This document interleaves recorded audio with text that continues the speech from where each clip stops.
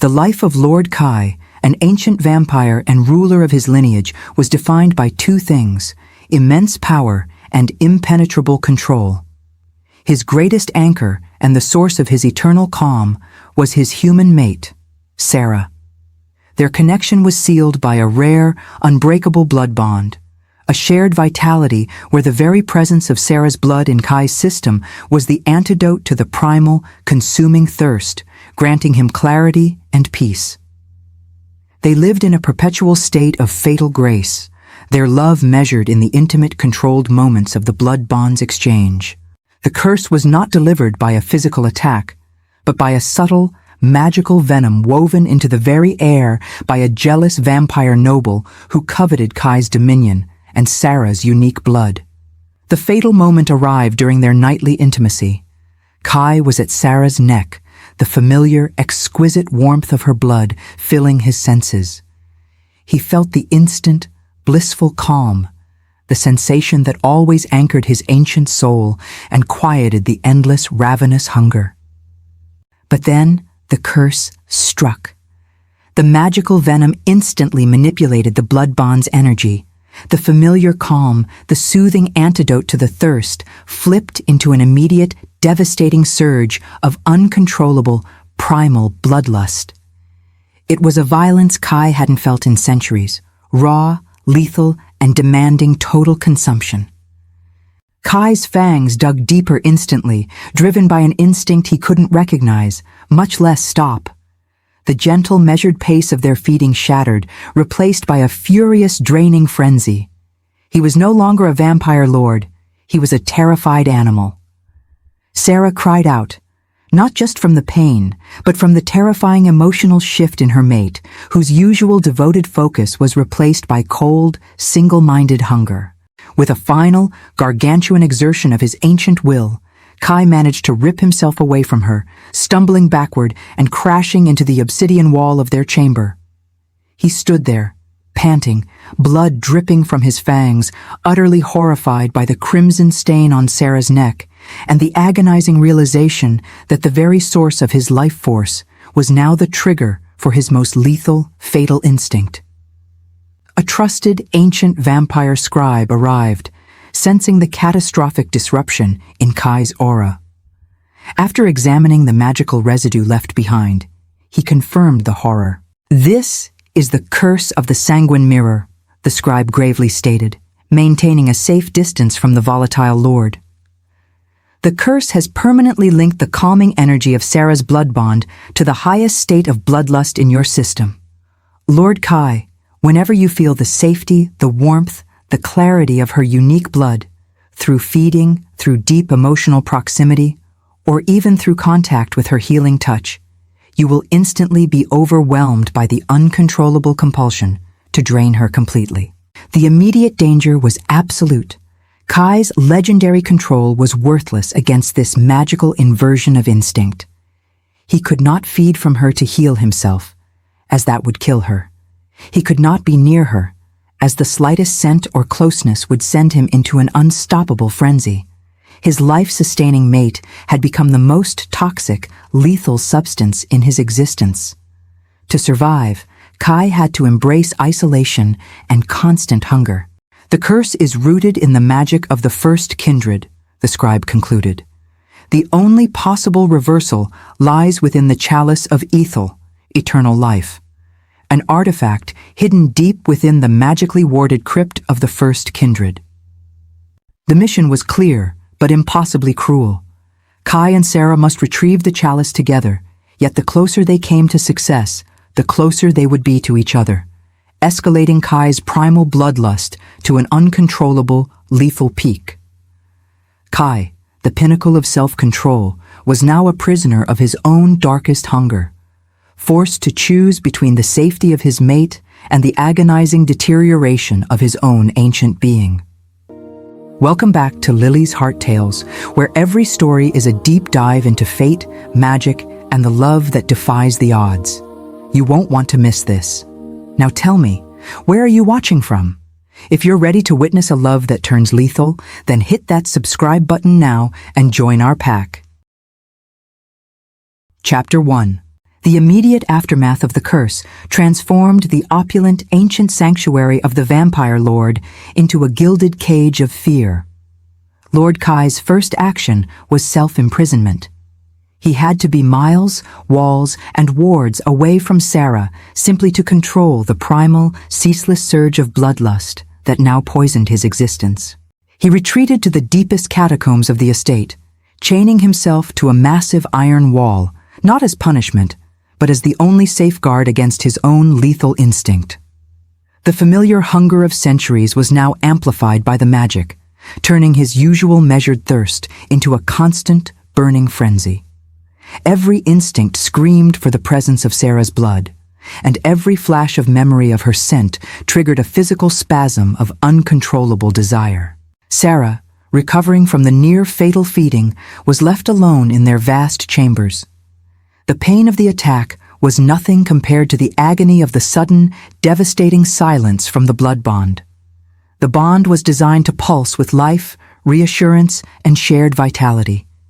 Now, it was a hollow, echoing void. She felt the sharp, physical withdrawal of his presence, a profound, cold ache in her chest that mirrored the gnawing, raw hunger he was suffering in isolation. One night, driven by the desperation to breach the agonizing distance, Sarah dared to approach the catacombs.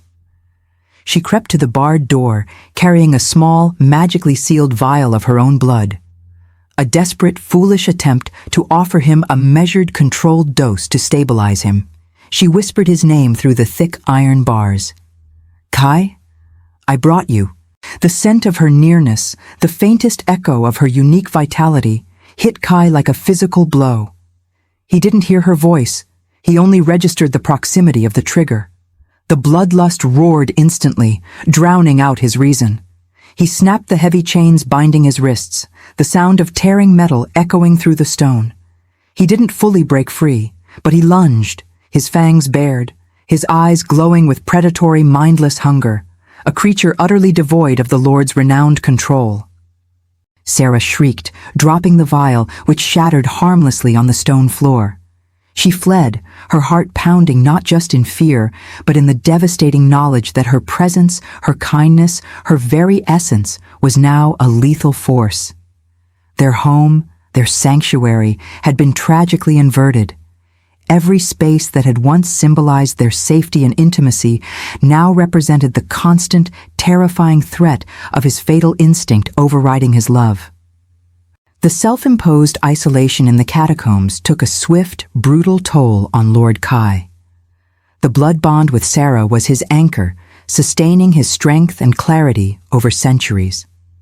Now, forcibly cut off from that life source and simultaneously battling the constant magical amplification of the bloodlust, Kai began to visibly deteriorate.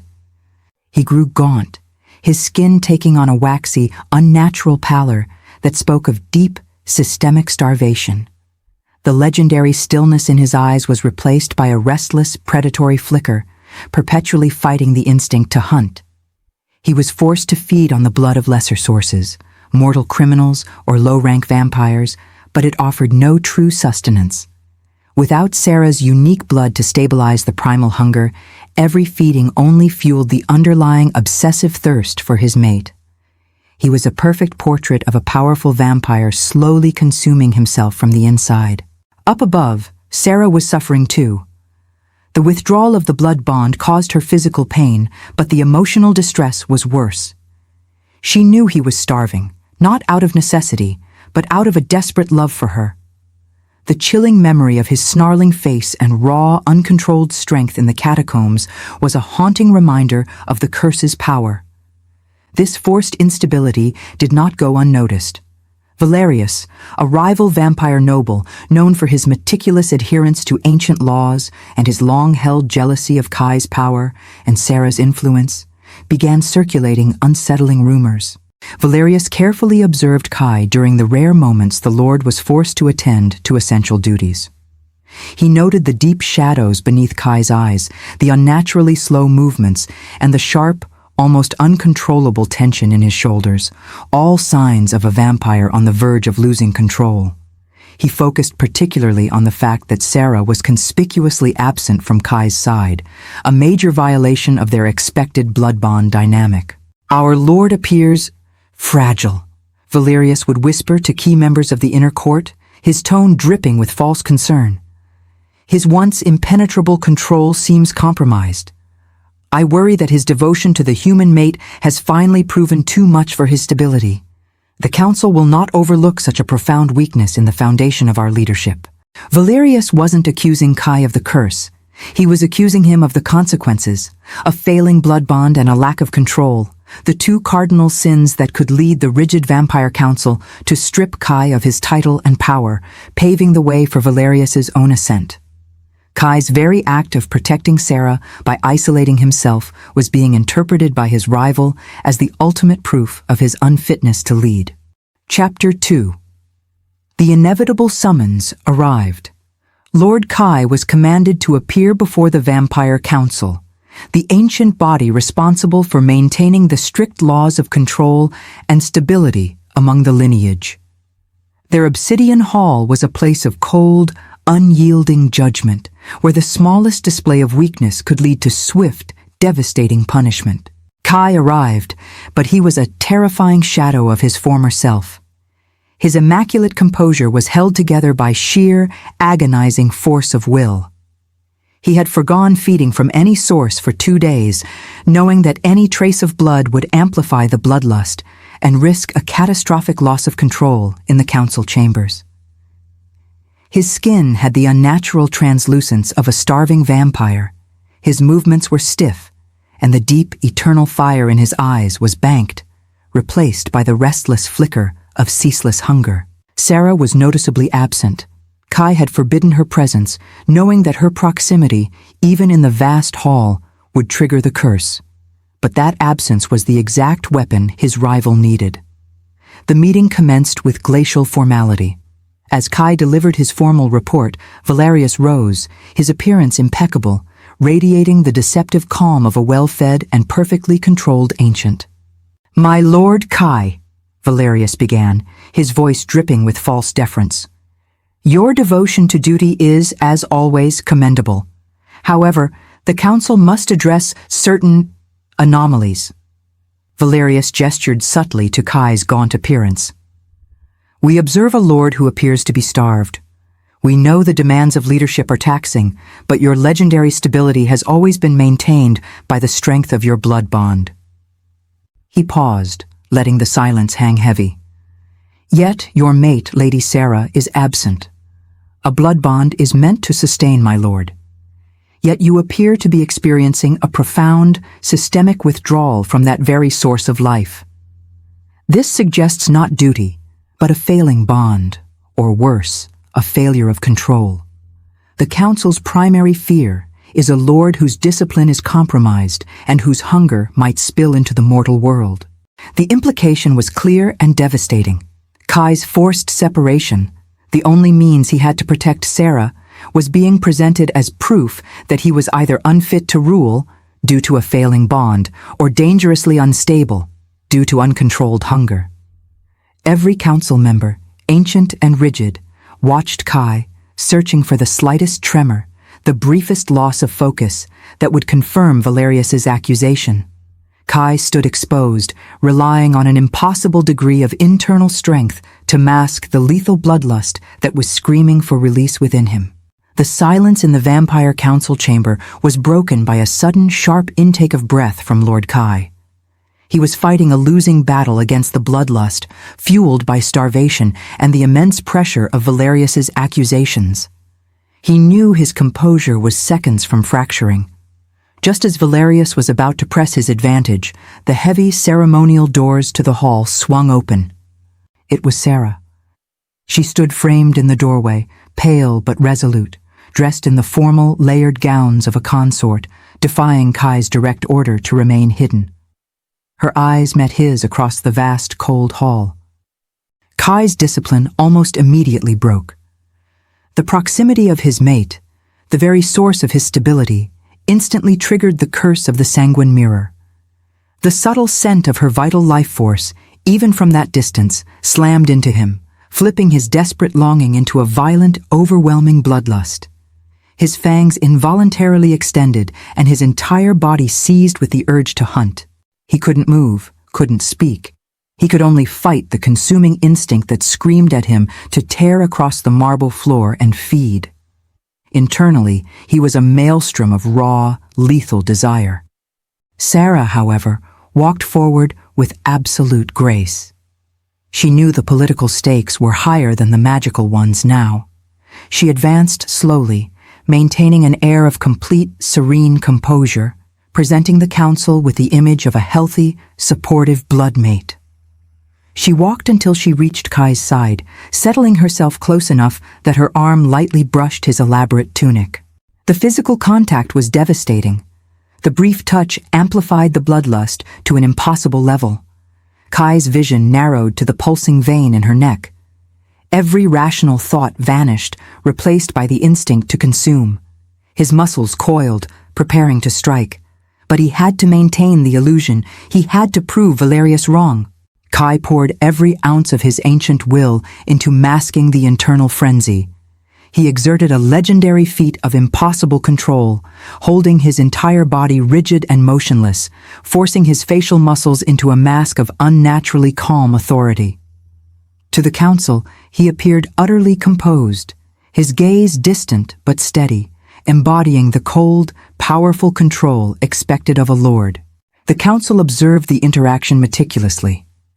They saw the lord standing tall, unfazed by the presence of his mate, while Sarah stood calmly at his side, offering silent support.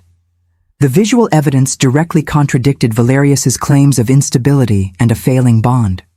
Valerius, watching Kai's unnerving stillness, frowned. He had expected panic, a physical flinch, a snarl, anything to expose the truth.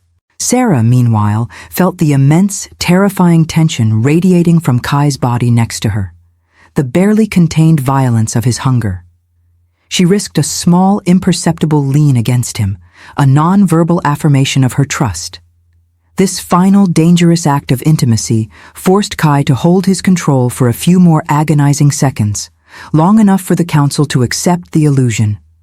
The elder finally nodded, satisfied with the display. Lord Kai's control is, as expected, absolute. The matter is closed. Kai had won the political battle, but the cost was nearly fatal. The moment the council dismissed, he ripped himself from Sarah's side, turning his back on her before his control could break, and fled the hall, staggering away to chain himself once more against the surge of lethal desire. Chapter 3. Despite the success of Lord Kai and Sarah's masterful illusion before the council, Valerius was not fooled. He had observed the absolute stillness of Kai's form and the unnatural pallor of his skin. He knew the Lord was fighting an internal war far deadlier than any political intrigue. Valerius correctly surmised that Kai's perfect control was merely a mask for a catastrophic failure in the blood bond, likely magnified by some external force. Determined to expose Kai's instability and ensure his downfall, Valerius sought to amplify the very weakness Kai was concealing. He approached Kai in his private study a day later, maintaining a posture of concerned loyalty. "My lord," Valerius began, his voice lowered with conspiratorial gravity, "I was deeply troubled by your evident struggle before the council. You are starving, and your control is being tested. I have utilized my extensive network to find a solution." Valerius produced a small, ornate silver vial, stoppered with a wax seal that bore the mark of a revered, ancient blood merchant. The vial held a thick, dark blood draft. "This," Valerius announced, presenting the vial, "is a draft of etheric blood. It is sourced from a rare, perpetually calm human with unmatched life force. It is the purest sedative available, known to quell the deepest bloodlust and grant unmatched clarity. Take this, my lord. It will stabilize your hunger, restore your strength, and allow you to safely approach your mate without the constant threat of instability." The offer was a masterpiece of treachery. While the draft was indeed etheric blood, Valerius had secretly had it enchanted with a dark, potent spell designed to specifically target the unique mechanism of the Sanguine Mirror curse. The curse flipped the calm derived from Sarah's blood into bloodlust. Valerius's draft was enchanted to mimic the specific calming frequency of the mate's blood. If Kai drank the draft, the immediate, overwhelming calm would hit his system, but the curse would instantly recognize and flip this potent, synthetic calm into an instant, overwhelming, furious frenzy of lethal bloodlust, a frenzy that no chain or wall could hold, and one that would compel him to find and drain Sarah immediately. Valerius watched Kai's emaciated face, awaiting the final, fatal mistake. Kai's eyes, wide with exhaustion and hunger, fixed on the proffered vial, the perfect bait to ensure his complete, violent ruin. The sight of the etheric blood draft, the promise of release from the relentless bloodlust, was nearly overwhelming for Lord Kai. His starvation was so profound that his ancient, powerful control was almost entirely dedicated to simply remaining conscious. He took the vial from Valerius's hand, the cold silver a sharp contrast to the burning hunger in his veins. Valerius watched with a sly, patient smile. Meanwhile, in the distant tower where she was confined, Sarah was struggling with the residual ache of their fractured blood bond. The bond, though magically corrupted to trigger lethal hunger, was still a spiritual conduit of their love and shared vitality. While she couldn't feel Kai's specific thoughts, she felt his escalating distress, a violent, cold spike of imminent, fatal danger that dwarfed the usual low thrum of his starvation. Suddenly, a terrifying vision, sharp and undeniable, flashed across her mind's eye.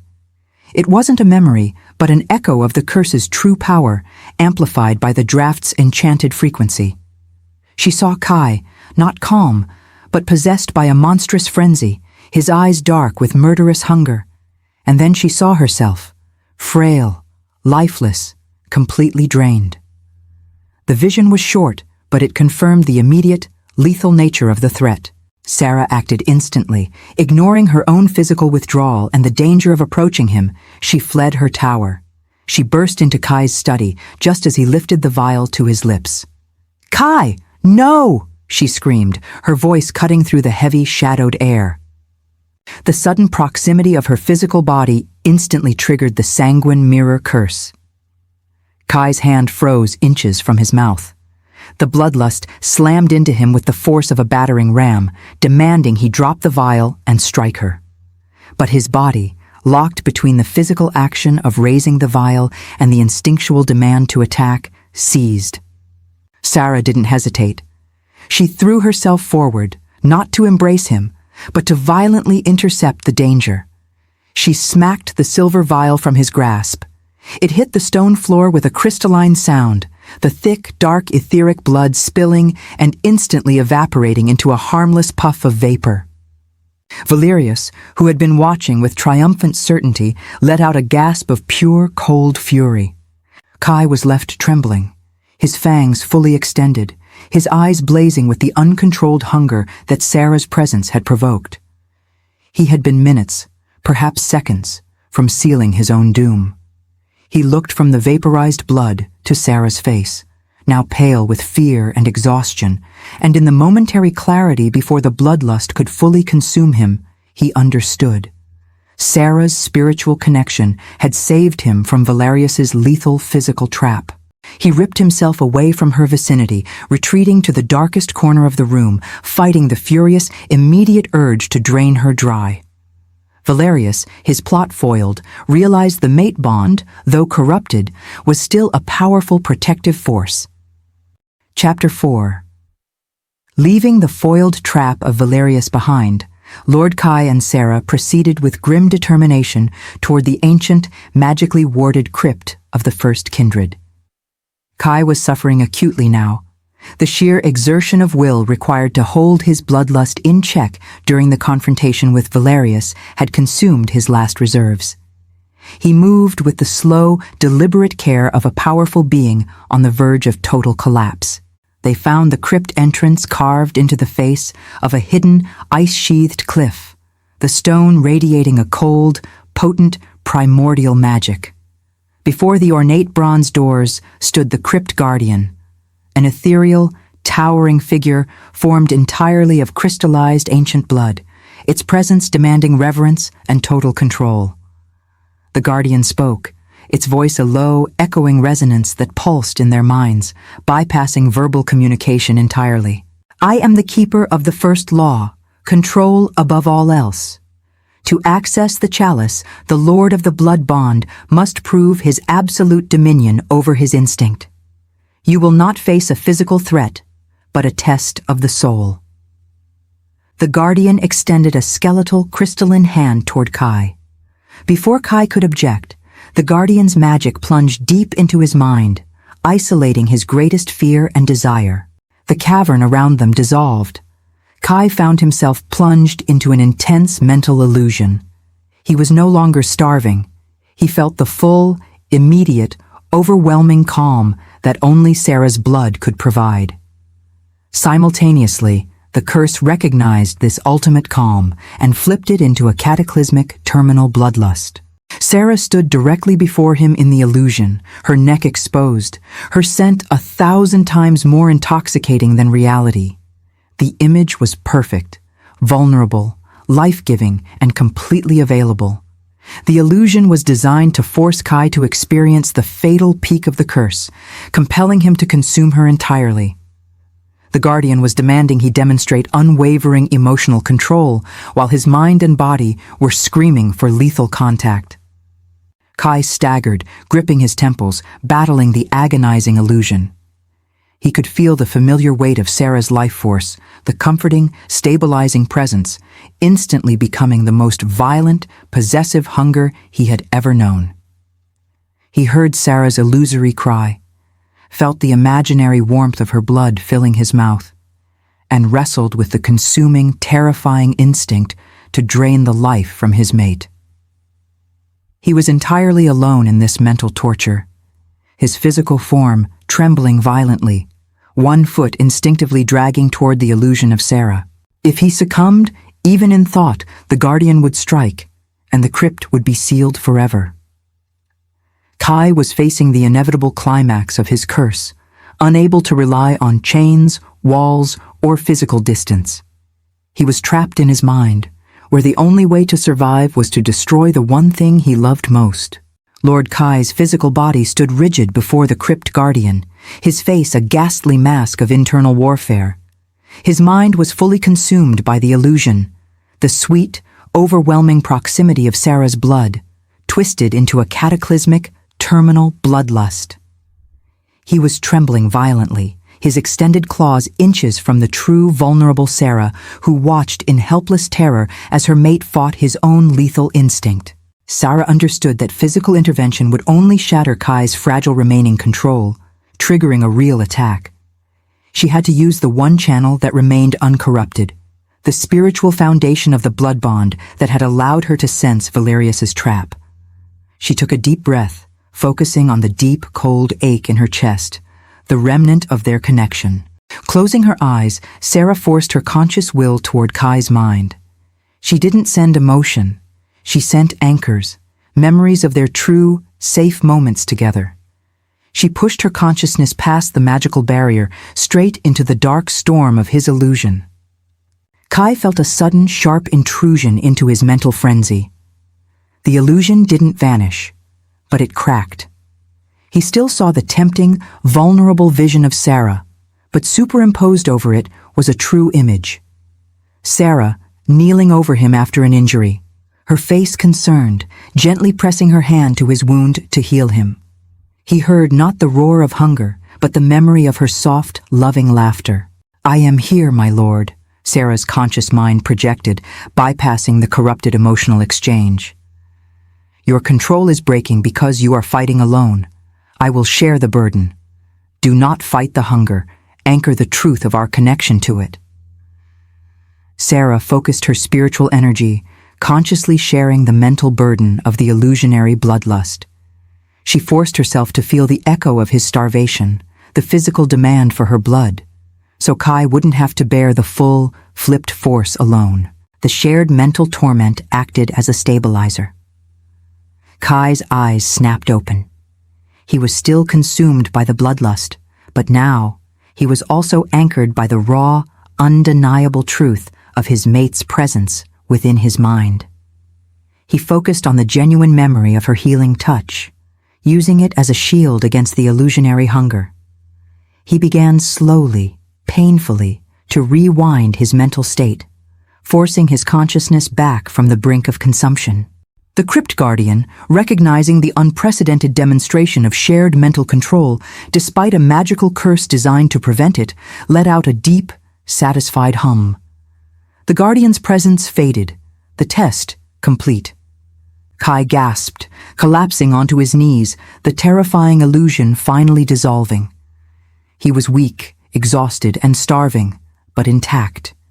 He was no longer battling alone. Their bond was not destroyed. It was simply forced onto a higher, more painful plane of existence. The doors to the inner crypt slowly, massively, swung open. Chapter 5. The massive bronze doors of the inner crypt groaned open, revealing a chamber that shimmered with undisturbed ancient magic. At the center, bathed in a celestial light filtering from above, rested the focus of their torturous journey, the chalice of Ethel, eternal life. It was not a grandiose artifact, but a simple, elegant crystal goblet resting on a pillar carved from petrified bloodwood. Its surface glowed with a soft, steady pulse, radiating pure, curative energy. Exhausted but triumphant, Lord Kai and Sarah approached the pillar. Sarah, keeping a careful but now less frantic distance, could feel the chalice's restorative power, the antithesis of the curse. Engraved around the base of the pillar was an ancient inscription, glowing faintly. Kai, his ancient knowledge returning, translated the Fey script with a chilling reverence. The Sanguine Mirror takes the stillness and flips it to fury. It is the punishment for power without humility. To break the mirror, the Lord of the Blood must show the self-denial of the first kindred. He must embrace the full terror of his instinct and willingly withstand the ultimate desire without taking life. The realization struck them with cold finality. The curse wasn't broken by their separation or by the mental trials. It was a magical knot tied around the fundamental calm that Sarah's blood provided. To break it, Kai couldn't just suppress the bloodlust. He had to consciously, willingly allow the full, lethal bloodlust to consume him, push it to its absolute peak frenzy, the point where all control evaporated.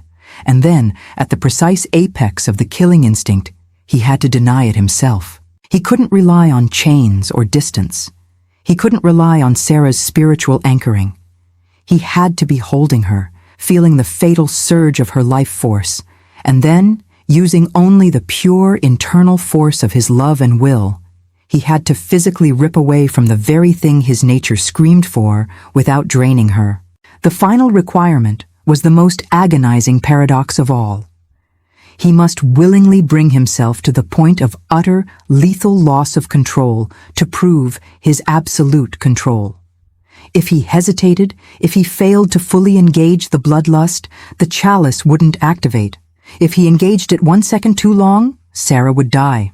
The air in the inner crypt was electric with the energy of the chalice of Ethel. Lord Kai stood before the petrified bloodwood pillar, facing the definitive, terrifying test of his existence. He was utterly devoid of reserves, starving, but anchored by the clear, terrifying mandate of the ancient inscription. Embrace the lethal bloodlust to break its magical hold. He turned to Sarah, his eyes burning with a controlled intensity. "This is the point of no return, mate," he rasped, his voice barely audible. "I must let the curse win for a fraction of a second, and then beat it with pure will. You must trust my love is faster than my instinct." Sarah, her face pale but resolute, understood. She walked to him, not with fear, but with the profound courage of one offering sanctuary to a collapsing storm. She took his cold hand and brought it to her neck, resting it against the precise spot where his fangs had first broken her skin days ago. The moment the skin-to-skin contact was established, the Sanguine Mirror curse slammed into Kai. He felt the pure, stabilizing calm of her life force immediately, and the magic instantly flipped it into the most savage, consuming bloodlust he had ever experienced. This was no illusion, it was primal fury. His consciousness dissolved into a singular, raging instinct: feed, drain, consume. His fangs extended fully, his ancient power surged, and he clamped his hand on her neck, ready to strike. The chalice of Ethel began to glow with blinding intensity, sensing the peak of the cursed frenzy. Kai was no longer a lord. He was pure predator. He felt the terrifying, irresistible urge to finish the lethal act. He saw only red, heard only the roar of the hunger. He pushed the frenzy higher, higher, until his control was a single threadbare fiber against the massive tidal wave of instinct. Then, at the absolute terminal peak of the bloodlust, the point where the urge was strongest and his self-control was infinitesimally close to zero, Kai forced his will to fire. He didn't use strength. He used love. The raw, agonizing memory of Sarah's face, her fear, her trust, slammed into his conscience. With a bestial, guttural sound that tore his throat, he did not strike, but ripped his hand away from her neck. It was an act of pure, controlled self-denial at the apex of lethal instinct. The sheer force of the physical, willed denial of his ultimate nature, the failure of the bloodlust to achieve its final goal, shattered the curse. The chalice of Ethel exploded with a blinding, cleansing white light. The wave of pure magic washed over Kai, instantly severing the magical link between Sarah's calming blood and the lethal bloodlust. The consuming hunger vanished, replaced by an immense, immediate, profound calm. Kai stumbled backward, catching himself on the pillar, utterly drained. He was weak, but his control was whole. He looked at Sarah, whose face was stained with tears of terror and relief. The ultimate act of control had been performed. Chapter 6. Lord Kai stumbled away from the pillar, collapsing onto his knees, exhausted but whole. The chalice of Ethel, now inert, had done its work. The moment of supreme, willed denial had broken the magical knot of the Sanguine Mirror curse. Sarah rushed to him, her fear immediately replaced by profound relief. The curse was gone, confirmed by the complete cessation of the terrifying, primal bloodlust that had plagued him for days. The cold ache of withdrawal that had afflicted her heart instantly vanished, replaced by the faint, warm thrum of their blood bond, healthy, stable, and strong once more. Kai lifted a hand, his touch now gentle, resting it against her cheek. "It is over, mate," he whispered, his voice ravaged but clear. "The mirror is shattered. The calm is simply calm again." But the price of the cure was severe physical depletion. The ultimate act of control had consumed his final reserves. He was desperately, systemically starving. To fully restore his strength and confirm the breaking of the curse, he had to perform the one act that had been lethal just moments before: feed from Sarah. With a newfound reverence born from his recent terror, Kai gently guided Sarah's neck to him. This time, his fangs extended slowly, precisely, guided by millennia of control, not blind instinct. He breached her skin, and the warmth of her unique blood flowed into him. The effect was instantaneous and restorative. He felt the familiar, exquisite calm flood his system, the antidote to all hunger, the anchor to his soul. It was pure, life-sustaining vitality, just as it should be. There was no surge of fury, no instinct to consume. Only clarity, peace, and deep, profound connection. He lifted his head, his strength immediately returning, the predatory pallor leaving his face. He looked at Sarah, who was gazing back with eyes full of unwavering love and relief. The truth was confirmed. The curse was gone. Their bond, having survived its own inversion, was whole again, its integrity proven in the face of lethal instinct. Strengthened by the safe feeding and fueled by the profound clarity of their now uncoursed bond, Lord Kai and Sarah did not linger in the ancient crypt. They returned immediately to the Vampire Council's seat of power, arriving while the shockwaves of Kai's sudden self-isolation and quick cure were still rippling through the hierarchy. The council was reconvened, and this time there was no illusion. Kai stood tall, his legendary control restored, his eyes now blazing with a stable, formidable power that radiated health and dominion. Sarah stood openly, securely by his side, their blood bond resonating with a calm, palpable strength. Valerius, sensing his imminent downfall, attempted one final defense. He pointed to Kai's recent weakness. "My lord, you cannot deny your instability. The evidence was clear. You abandoned your mate. You starved. You lost control." Kai cut him off with a chilling authority. "I did not lose control, Valerius. I demonstrated the only form of control that could defy a fey curse designed to invert my instinct." He revealed the entire saga, the nature of the Sanguine Mirror curse that flipped Sarah's calming blood into lethal bloodlust, the necessary self-starvation to protect her, the physical withdrawal they both endured, and the true meaning of his self-inflicted wound. He then delivered the final decisive blow. "Valerius, your true loyalty was revealed in your attempt to murder my mate and usurp my position. Your offering of the etheric blood draft was not a solution, but a poison enchanted to amplify the curse and drive me into an uncontrollable, lethal frenzy. Sarah's deep spiritual connection to our bond, the very bond you claimed was failing, allowed her to sense your treachery and intercept your plot." The Vampire Council, rigid in its adherence to law and order, was presented with undeniable proof. Kai had been fighting a magical attack and had successfully cured himself, while Valerius had flagrantly violated the ancient law against attacking a lord's mate and plotting against the ruling lineage. The verdict was swift and severe. Valerius was immediately stripped of his title and power, facing banishment and the complete severance of his lineage rights. With the political threat neutralized, Kai and Sarah were finally free to return to the intimacy the curse had stolen. In the quiet solitude of their chamber, Kai held Sarah close. Their bond was now an unbreakable force, forged in the crucible of absolute fear. They looked upon each other with a profound appreciation for the fragility of their relationship and the enduring power of their love. Kai, no longer consumed by guilt or fear, traced the faint white scar left by his fangs when the curse first struck. "We survived the inversion of our very nature," he murmured, his voice filled with reverence. "We survived the demand of instinct. Our control is absolute because it was tested and proven by the deepest fear of taking your life." Sarah reached up, touching his face. "We survived because my trust in your love was stronger than my fear of your hunger. The bond is no longer just a shared life force, Kai. It is a shared truth." They shared a moment of profound, safe feeding, the rhythmic pulse of their ancient bond returning stronger than ever, a testament that the ultimate fear, the fear of consuming the one you love, had failed to destroy the most fundamental truth of their union. The epilogue. Weeks passed following the destruction of the Sanguine Mirror curse and the subsequent banishment of Valerius.